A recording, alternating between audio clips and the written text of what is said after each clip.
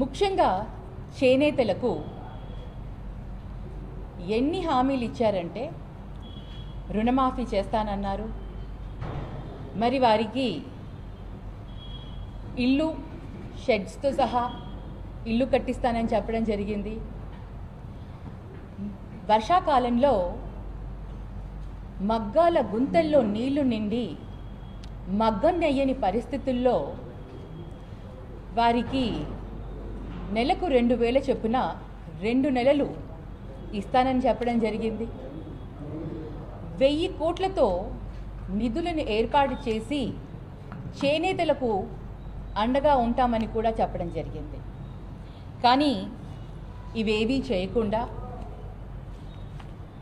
చేనేతలకి అప్పుల పాలు చేసి అప్పుడు వాళ్ళందరినీ కూడా ఆర్థికంగా చాలా ఇబ్బందుల పాలు చేయడం జరిగింది. ఏ ఒక్క హామీని కూడా నిలబెట్టుకొని వారిని ఏమంటారో